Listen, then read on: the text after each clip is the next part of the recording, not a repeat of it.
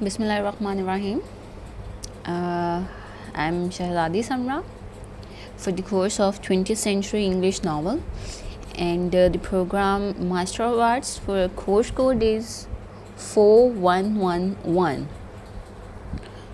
So today again the topic or the work we are going to discuss is A Passage to India by A.M. Foster. So we have been discussing it from the past few lectures. So today is the last topic about it that we are going to discuss, or I'm going to deliver. As A Passage to India, we all know that it is a novel in which the A.M. Foster represents both Indian and Anglo-Indians during British colonial rule. The colonized relationship is also depicted through the relationship between Indians and Anglo-Indians, who are serving the British government to rule over the subcontinent. So because of this relationship, because of this role, we'll know what kind of conflicts it created in A Passage to India. So what kind of conflicts or what kind of tensions they were originating because of the relationship between two opposite nations or two opposite communities, the Indians and the Anglo-Indians. So first we'll look into the what were the conflicts, or what were the conflicts, and second we'll go into the how they were originating. So what are the major causes for such kind of conflicts? Basically the conflict is a tension or a clash between two opposing forces. So when there is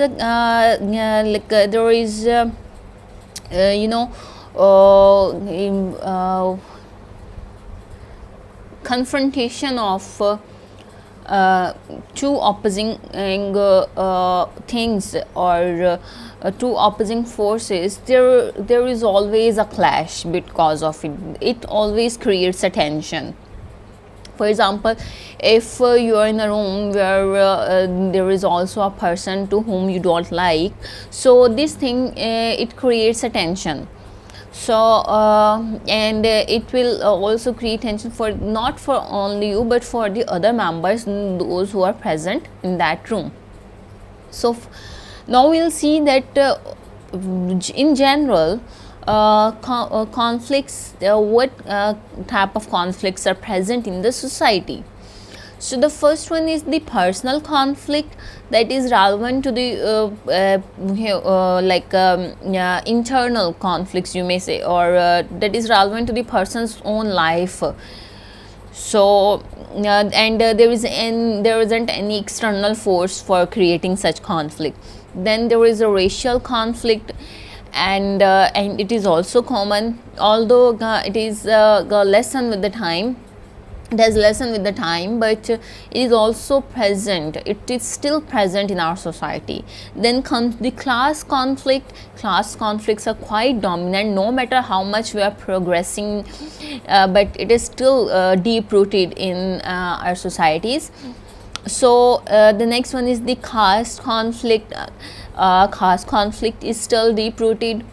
And then the political conflicts, the internal conflict, it is basically relevant to the human psychology or his emotions or deep down, and other things. One conflict is missing, that is the international conflicts. So these are basically the kinds of conflicts that we can find in our surroundings, that we can easily find in our society or in our families as well. These are the general types of the conflicts. Now we'll move on to the conflict that are actually present in the Passage to India. And what were the main forces behind the creation or the cause of those conflicts? conflicts in a passage to India. Major conflicts, like the most prominent and most dominating conflicts that are present in the a passage to India is the cultural conflict. The major one is the cultural conflict, then the racial conflict, then the public versus private, means individual versus society. So these are the major conflicts that are present in a passage to India, and we'll look into detail about these conflicts, and how whether it can be resolved or not. So in passage to India, M. Foster has discussed these points, that what were the reasons for these kind of conflicts, and if they are present there, then are we be able to eradicate such conflicts or not. So first, look into the cultural conflict. Cultural conflict basically arise when two different cultures they try to live together, and without accepting each other. So that is when the cultural conflicts arise. If you don't have power to accept the other person, or if you don't have power to give respect to the other person, it means there is always a clash. So passage to India, the background is it is basically, in the background there is a clash between two cultures. One is of the east and the second one is for the west, and the novel is repleted, this work is repleted with such conflict, and it is present everywhere. Without even going into deep detail, you can point out the cultural conflicts in almost every passage of the work. So the British, I've quoted quotation by Rudyard Kipling, British poet. He was born in India and lived there for several years as an adult, and he wrote that east is east and west is west, and never the twain shall meet. The quotation he wrote, it was from his experience, and he is saying that east is east, it cannot be west, and the west is west, it cannot become east, and they can never meet, and they shouldn't meet. So and such kind of condition M. Foster has also presented in his work, that no matter how hard they try, no matter how hard they try to make a relationship linear, but there is always there are always obstacles which create such kind of conflicts.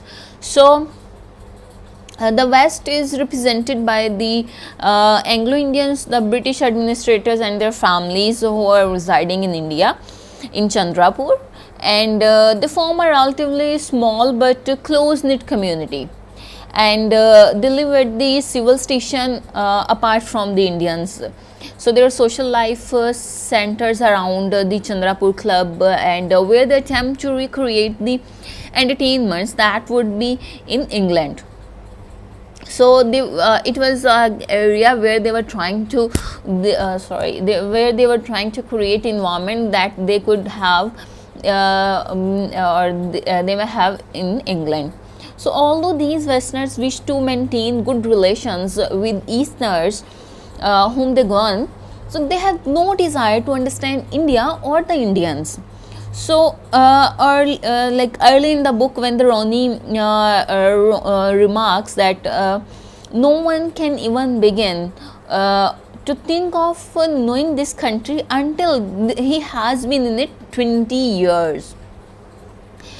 And he also, and when Adela scolds him about his remark, he also says that India isn't home. Means he was saying that India is not England, and India cannot be in England. So in his remarks there is a conflict, there is a the distinct difference is made. So there are major three characters, English characters, who challenge this wisdom, like they shall never meet, like Mrs. Moore, Adela Custer, and Mr. Fielding. They challenge in this perceived wisdom, and Mrs. Moore and Adela, they are newcomers who have no experience of India and are not fully aware of the gulf that separates the two cultures. Like they had no race consciousness, and Mrs. Moore was too old, and Miss Quested, she was too new. So they behaved to Aziz as to any young man who had been kind to them in the country.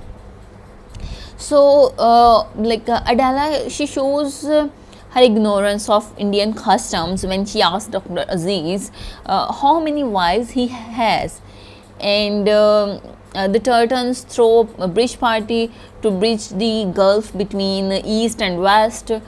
But this everything but only emphasizes on the awkwardness that exists between the east and west and between these two cultures. And Mrs. Moore, she also remarks that India is full of mystery and muddle. In the previous few lectures, we also mentioned India as a mystery because of the green bird, because of the caves, because this land, it wasn't accepting the Anglo-Indians, that, and it wasn't opening up for them, it wasn't disclosing its secrets for them. That is why it was a mysterious land for them, and the Westerns cannot comprehend and they cannot understand it. That is why for them it is a land of mystery and muddle. So following the Aziz arrest, Turton tells Fielding that in his 25 years in India, he says that I have never known anything but disaster result when English people and Indians attempt to be intimate socially. So as this quote, the east is east and west is west, and never the twain shall meet. And I have this that attempts to be intimate socially, means whenever they shouldn't. Yeah, here Kipling is advising that they shall never meet, because he already had experience. So E.M. Forster also depicted the same thing in his work, that they should never meet, they cannot, whenever they try to do so, whenever they try to make intimate relationships, whether they are social or personal, this thing creates disaster. It will always result in the disaster. So the cultural clash, however, is not only between Indians and Anglo-Indians, but also between two groups of Indians, Muslims and Hindus. So this is also the conflict that is present into the work, and this conflict is also labeled as the religious conflict, as it was between the Muslims and Hindus. So the narrative makes it clear that these two groups, they have very different traditions. Like Dr. Aziz is proud of his Muslim heritage and considers the Hindus to be almost alien. So Hindus, they have no idea of society, he tells, like Mrs. Moore, Adala and Fielding. So at the same time, although he is conscious of being an Indian, but as he has sentimental affection for Persia, the land from which Muslim culture originally spread to India. So the Muslim Hindu divide, this division, it closes somewhat when a Hindu attorney, Mr. Amrit Rao, is called in to defend Aziz. So after the trial, Hindus and Muslims they celebrate Aziz acquittal, and in the final section of the book, Aziz is living in the Hindu state as well, when he regards himself as an outsider.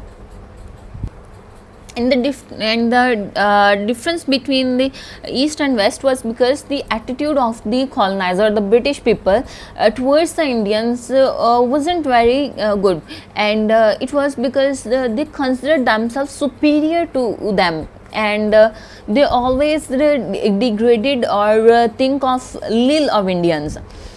So this these differences, they alienated, and many things that the Hindus, they or Indians, they were unable to understand about the British people, and there were many things that the British people, they were unable to understand about the Indians, we may say, it can be said that both nations or both communities, they didn't try to understand each other. In fact, when I mentioned that Mrs. Moore says that the India is the country of mystery and muddle, this is because it is they couldn't understand it, and they didn't try to understand it. So that is why it becomes a blend of mysteriousness to them. So one thing that and because of that grain, but they were unable to classify that green bird. That is why it becomes for them like it is something unidentifiable. And they also give this attribute to the Indians land, that it is also unidentifiable. And other example that is present in the because in the cultural barrier, that is the echo in the Malabar caves. So it is also considered it isn't considered as an echo, but it also played a role in the may say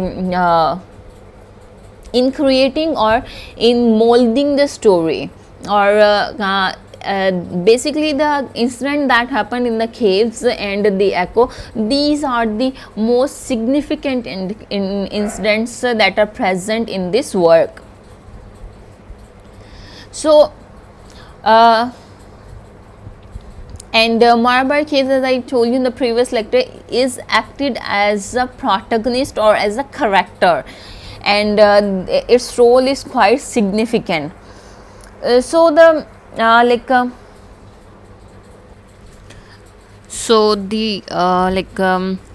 echoes, the Malabar Caves echo is the most significant example of a difference between Indians and Anglo-Indians. So the impact of the echo is so deep on Mrs. Moore that she becomes uninterested in trying to establish any kind of relationship with Indian natives. So the moment she hears it in the caves, she recognizes that she didn't want to communicate with anyone, so she lost all interest even in Aziz. So naturally the failure of grasping the mystic meaning of the echo, it leads Mrs. Moore to become an inverted person who consequently loses her interest to stay any longer in the India.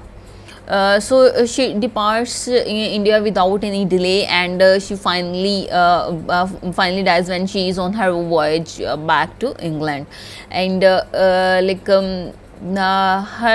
last experience with the echo in the Malabar Caves, it nullifies her hope of gaining any hope of either comprehending the Indian mysticism or building relationship with the natives.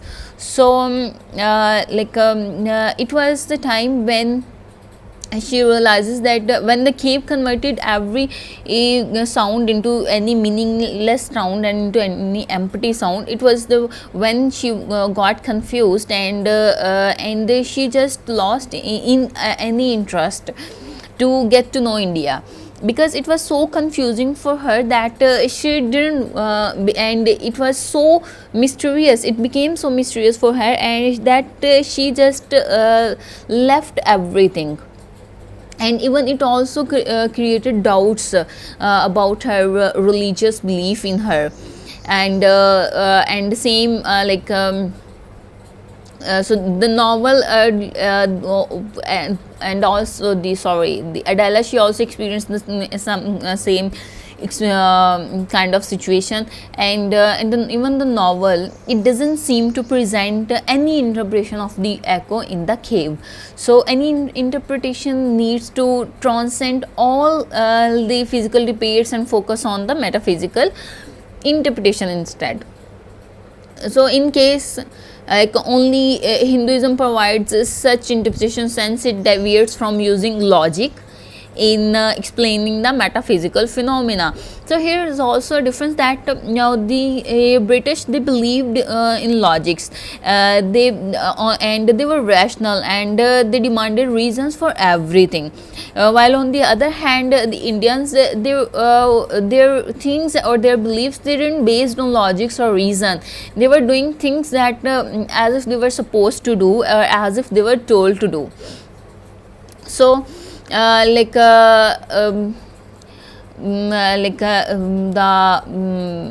sound that created in the echo, it was meaningless negative echo as the boom, and into a positive Hindu religion it times as the om.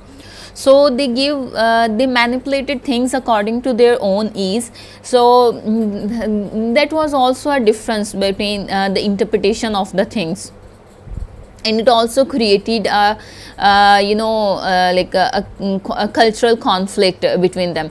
So again, the attempts to make a bridge between east and west, it failed because of the sense of superiority of the colonizers. And there is in the bridge party also, when Mrs. Turton, she makes a comment that she says, you are superior to them anyway, don't forget that you are superior to everyone in India. So it is quite the controversial kind of remark, and it clearly highlights the clash or degradation for of Indians in the minds of or in the opinions of the British people or Anglo-Indians. So that is how whenever they made or put any effort to bridge the gulf, it ultimately converted into something negative. So we may say that there is always an element of ambiguity, so which created such kind of gulfs. So the next one is public versus private. So the various attempts at friendship throughout passage to India are frustrated not only by the cultural differences but also by the demands of public life or duty. So there means responsibility. So these demands are strongest among the Anglo-Indian officials of Chandrapur. So in general, the characters such as Turton, Callender, and McBride and Ronnie, they put their jobs above everything else, above every personal desire they may have. So the Turton's bridge party is more a diplomatic exercise basically than a truly personal gesture. So McBride, the superintendent of the police, he prosecutes Aziz because it is his duty to do so, and personal feelings they do not enter into his decisions. So Ronnie, he also breaks off his engagement, and the reason for breaking off the engagement, because after seeing Adala's actions in the court, when she she withdrew her charge against Aziz, and it was a kind of embarrassment for Ronnie and for whole Anglo-Indian community. So it was a public disgrace, and that is why he breaks off the marriage or engagement. His marriage to her would obviously it would offend the members of his community who disapprove of Adela because of her behavior at the trial. So the Mr. Fielding, the principal of the government college, he seems to be only British character that was willing to act out of personal conviction rather than public duty. So the Anglo-Indians authorities they believe it is important to keep up a public image of unity on the question of Aziz's guilt. So in speaking of Aziz, Fielding goes against the public behavior that is expected of him, and is seen as letting down the side. So because of this transgression, he is expelled from the English club at the Chandrapur. And he was the only character who just who stepped aside from the other Anglo-Indians. So the other character, like the McBride's affair with the Miss Derrick, it revealed later in the book, later in the novel, and is perhaps a minor instance in which another British official chooses to fulfill a personal desire at the risk of his public image. So, but we don't see any consequences of this choice. So whenever it means that whenever they they preferred their desire for the relationship or for with the relationship with the Indians, it brought out consequences, and otherwise they ignored these things. So Dr. Aziz himself is torn between his public life as a doctor at a government hospital and his private dreams. So when he attempts to transcend the distinction between private wishes and the public constraints, trouble after trouble encountered him, and because he had challenged the spirit of the Indian earth, which tries to keep men in compartments. So only in Professor Godball does the division between public and private life seem to disappear. For Godball, the two are simply different forms of one existence. Like the Godball's prayers, they have both a private and public function, and it is difficult to tell where one ends and the other begins. So that is how this conflict is present in this work, and whenever they were going for the personal desire, they face consequences, and in order to keep in order to keep the community's image strong, and in order to pretend as a strong community, they just preferred public instead of private. So this conflict is also present, and it does fall under the category of you may say the internal conflicts. So the next one is also the important conflict, that is the racial conflict, and it also, as we discussed many things in the cultural conflicts, those things can only be applied in can also be applied on the racial conflict. A Passage to India attempts to overcome the barriers of racial differences. So the differences in religion, culture, language, taste, temperament, and so forth create an gulf among the races. So Foster has also tried his best to depict this vividly in his fiction in his novel work. So he tries to remove the conflict between nations and make a good relationship between them. So that is why it is said that A Passage to India attempts to overcome the barriers of racial differences. So Foster mentions various communities conflicting with each other as the English people versus the native Indians, and Hindu versus Muslims. So he uses this question as a framework to explore the great, like the general issue of the Britain's political control of India on a more personal level, through the friendship between Aziz and Fielding. So there are many different characters from different communities that are narrating many events that shows us the clash, both the physical and the psychological clash that we previously discussed in two clashes. So at the beginning of the novel, the Aziz is scornful of the English, wishing only to consider them comically or ignore them completely. So but he feels a connection with Mrs. Moore in the mosque. So if we see, sorry, there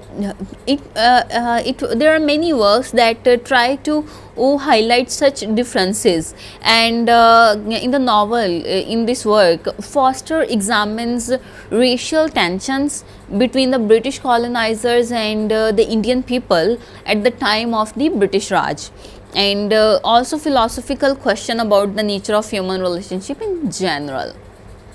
So if we look back into the history of Indian subcontinent, we see that there is a long history for this clash. It didn't originated because of or a one night creation. Rather, it has quite a long chain, and because of these for these this kind of clashes to become prominent. So the Indian subcontinent was, may say, was a Hindu dominating territory, and the passage of time, this territory went under the control of Muslims, and it was a great blow for the Hindus. And also then the British came and they snatched the power from the Muslims. Then the Muslim, they turned to be hostile with the British. So we find a kind of like a triangle clash, that was the Hindu, Muslims and the British. So the relationship between Anglo-Indians and the Indian people, and their continuously growing conflict, resulting from the misunderstandings and differences in terms of race, culture and religion, that are presented in overall the three parts of the novel, that is the mosque, caves and temple. So there are many characters, sorry. So when we talk about the history, we see that when the British colonizers came, they just begin to behave as masters, and we can see this thing into the work as well, as the Ronnie, Mr. and Mrs. Churton, and Major. These are the representative of the masterminded English colonizers. So the Ronnie is haughty in his behavior, like he's proud and prejudicial and arrogant kind of person. He also made such remarks that were in the degradation of Indians. So he's deadly against the Indian people. So as a government appointed city magistrate, his intention is to create some pressure on the Indian people, and he's here for British Empire to govern the country forcefully. So he thinks that he is in India not to be kind, but rather to rule over the nation. So this is the mindset of the people, or this was the mindset of the people that is presented in the work. So he speaks to his mother like, we are not out here for the purpose of behaving pleasantly. We are not pleasant in India, and we don't intend to be pleasant. So we have something more important to do. So his intentions becomes uncovered when he has discussions with his mother. So it is also clear that he is taught and ordered not to show any sympathy or courtesy and humanity to the subjugated nation or subjugated Indians, and it is the policy of subjugators to rule in order to control the country with a mighty hand. So it was a mindset basically. In the same way, the civil surgeon, he harassed his subordinates and Mr. Aziz in every possible manner. And when in the chapter 2, Dr. Aziz is called in by the major, but when Aziz arrives there, he finds in that major is out without keeping any message for Aziz. He just didn't bother to convey to Aziz that I'm going out or for something. He just neglected him. He didn't give any importance to that to Aziz, and it was also a way of humiliating the Indians. And the humiliation of Aziz, it becomes graver when his carriage is taken away by Mrs. Calendar, and without his permission. So such kind of you may say the incidents are present in the work that depict the racial difference as well. So Fielding is described in the novel as the essentially a cultured humanist, an educator, agonist, and a warm-hearted man. He is an intelligent man in his 40s with a strong belief in the efficacy of education and culture.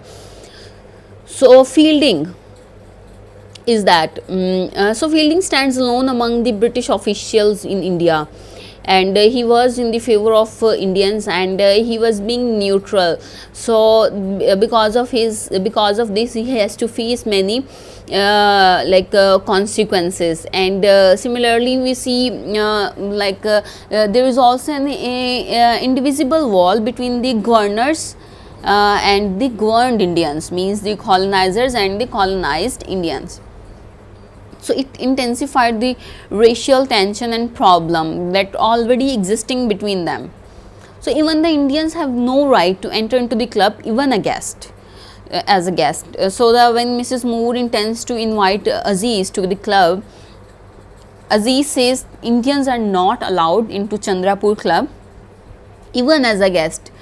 Means Foster hasn't left it, rather he has mentioned it clearly, as he had seen certain important truth. Means he mentioned everything, how they were treated and how they were marginalized, or how the English Anglo Indians, they just made themselves superior in and they just didn't let anything to make it apparent that they are superior to the Indians. So even the English women, they are much more snobbish in their attitude to the Indians than their male counterparts. So as the comment of Mrs. Turton in the cultural conflict that we discussed, that is the true depiction of the behavior of the English women. And also the incident that happened in the cave, because it was perceived perceived reality that Indian men, they are attracted to the English women. So even when the Aziz didn't try to seduce Adela, but she just had she had an illusion that he raped her in the cave. So all these approaches and their humiliating behavior towards England make a gulf between two nations. And this conflict, it takes an extreme form after the cave incident. So one of the major effects of racial tension is like the cultural misunderstanding. there is not only the racial tension between English and Indians, rather it was between Muslims and Hindus as well. But they also acted as whenever there was a need or whenever there was any kind of national cases, they became united, but they had communal malice among themselves, and Foster has also depicted such kind of malice. So the racial conflict between these two communities was not only confined in two religions, but was in variation of cultures, dress, languages, meal, and etc. So like to conclude, we can say that after all the misunderstandings and the social conflict, it seems that cultural interaction, it just failed almost entirely between these nationalities, for there will always remain to construct a barrier, ethnocentrism, the fragile colonial political scene, like how the other is treated or and perceived, religion, certain customs or tradition, or even language. So a beautifully constructed phrase at the end of the book illustrates again the universality, like the power of the universe, and that friendship between Indians and British can only happen in one place, or only in a time where all of these cultural barriers presented above are abolished. So why can't we be friends now? It's what I want, it's what you want, but the horses didn't want it, the earth didn't want it, the temples, the tank, the jail, the palace, the birds, the carrion, the guest house, they didn't want it. They said in their 100 voices, no, not yet, and the sky said no, not there. So it is like it is only possible in heavens when all the cultures are abolished, so they can have a relationship. Otherwise in this world it isn't possible to have such kind of relationship. So that is all for now, and I have also put references from where I have collected this data. And I hope I may have I tried my best to clear these conflicts and to clear many points. So that is all for now. Thank you so much for your patience, and stay blessed.